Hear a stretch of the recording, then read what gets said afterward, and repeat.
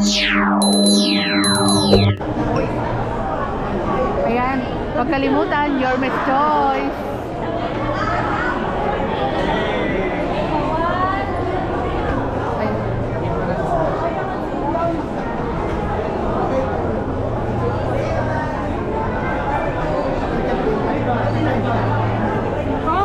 Good morning, Kong. Kamusta naman po ang filing kanina? Tapos na kaninang umaga, early birds tayo. Nag-file tayo. Actually, 7:25. Nandun na kami sa Comelec sa San Juan. At tayo unang-una nag-file. May na-interview rin tayo ng ibang media. Yung nga, sabi ko, sabi nga nila, mga pyesa dahil may gusto talaga sumama ng mga leaders natin, yung mga constituent natin. At sabi nga nila, may ati-atiyan. Sabi ko, may isang volunteer ako may ati-atiyan. Pumunta, hindi naman natin pwedeng mawatin dahil pangit naman yun. So, nagpo-volunteer sila. Welcome naman sa atin. So, yung masaya-masaya sila. Nakasama nyo rin kami sa prayer. Yawan Diyos na papala rin tayo. Sana may straight natin mula kay Yorme, Vice Chief, Congressman Joey, sa lahat ng aking mga kosyal. Ganon din sa mga ibang distrito. Kaya, muna, pagdasal natin sa Panginoon. Yawan Panginoon, may straight natin. Yes. So, matanong ko lang yung mga viewers natin, baka hindi nila alam na tinatakbo niyo po, Congressman. Sa ating po mga viewers, lalo na sa ikanim na distrito na Maynila, si Joey Uy po ay tatakbo po bilang congressman sa ikanim na distrito na Maynila. Sa pamumuno po ng amin, Yorme Isko Moreno, aming Vice Mayor Chia Chesa, sa lahat ng aking mga konsyal. Unang-una po, bago tayo mga kampanya, o bago niyo ibulong, sabihin sa mga kaibigan natin, unang-una magdasal muna tayo para saka sabihin natin kung ano yung mga programa natin. Dahil sa Your Best Choice, programa ho ang nilalahad natin sa mamamayan ng Luzon na Maynila. Ano po bang ina-expect ng ating mga kababayan po? Unang-una po, ang gusto kong tutukan, gaya nung ako'y konsyal, ang tinutukan ko, edukasyon. Nung konsyal ako, daycare, yung meron tayong free circumcision, pati gamot. Ganon din po siya mga daycare center. Ngayon naman po, kung tayo po ipapalaran sa tulong po ng Panginoon, ang unang tututukan ko po yung scholarship ng mga estudyante. Dahil yun po hindi nabibigyan pansin. Kasi ang akin po, priority po yung hindi botante. Diba ho yung approach ko sa politika. So yung mga hindi botante, so yun ang priority. Pangalawa naman yung mga senior citizen. Paano pa natin may matutulungan, maaaring sa gamot. Dahil ako po hindi pa nagiging congressman, hindi ko po alam kung ano yung pondo para sa health. Unang-una yung health. Dahil health is wealth, di ba? Kahit anong dami ng pera natin, kung hindi naman maganda kalusugan natin, wala rin saysay ang pera na yan. Although kailangan natin. Pero yan ang gusto kong tutukan, yung kalusugan, lalong-lalo sa ating mga mami, daddy, yung mga senior citizen. At yung kagaya nung sa senior citizen, to ordinansa, hindi po bumoto inyong lingkod na si Joey. Dahil ako, kilala niyo naman ako, lalong-lalo ng aking mga kadistrito, kapag tama, tama, kapag mali, mali.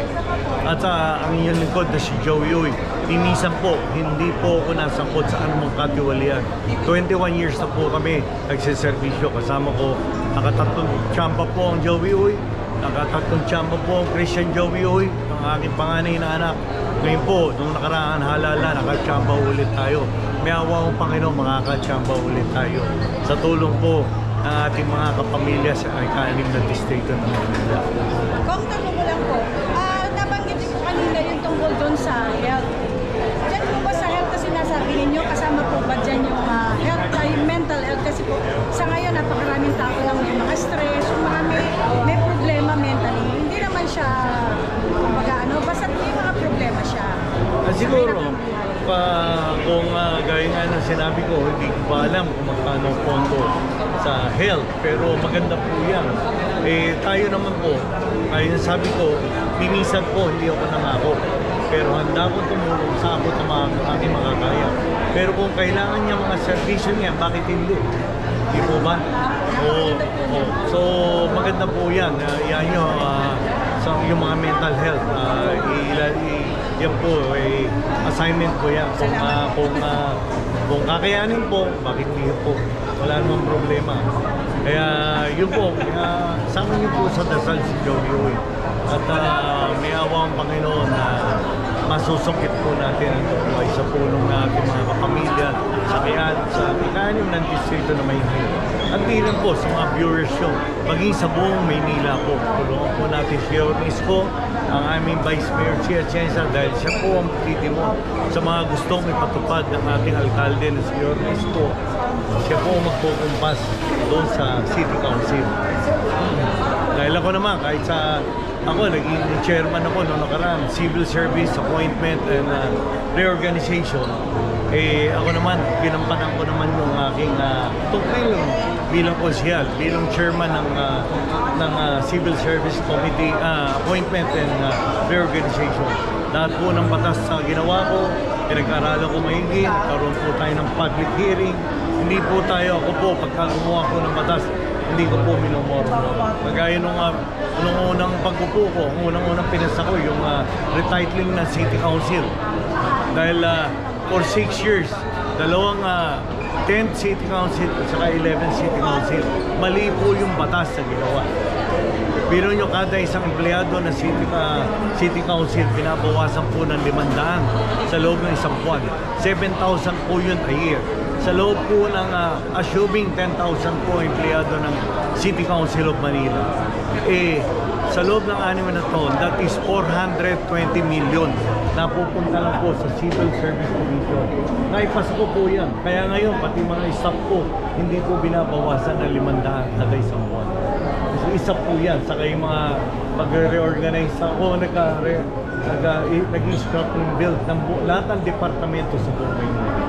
At awa naman po ng Panginoon, kampanan ko po yung aking tungkuling bilang konsyal o bilang mambabatas ng ika-6 na district namin.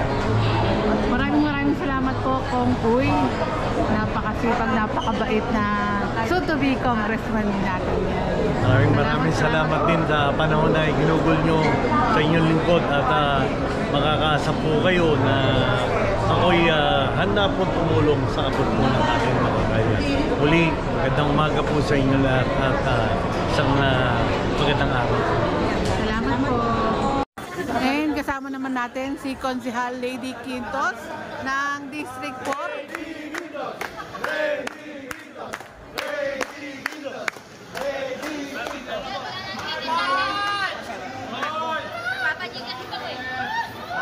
Ayan, nag-file na si Konsehal Lady Quintos ng kanyang candidacy sa District 4.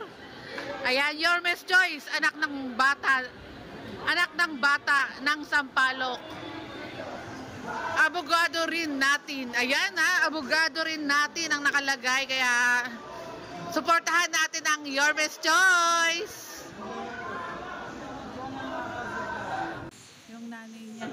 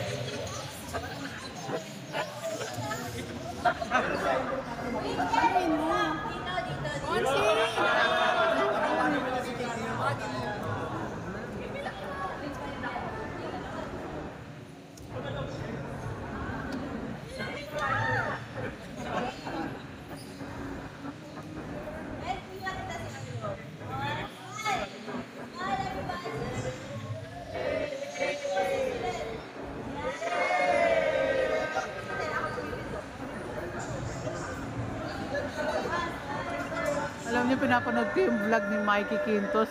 Ang ganda, parang ang perfect ng family nila. Yung daddy niya, kasama niya sa vlog. Ang saya ng pamilya niya kung pinapanood ko sa vlog. Ang perfect. Ay, sorry po. Hello po. Hello po.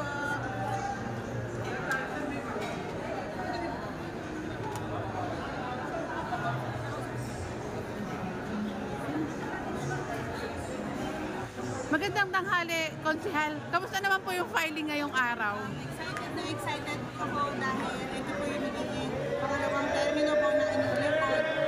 Tatakbo pong konsehal sa District 4 po, Sampaloc, Manila under Action Demokratiko with your Miss Joyce as our May mensahe po ba kayo sa ating mga kababayan?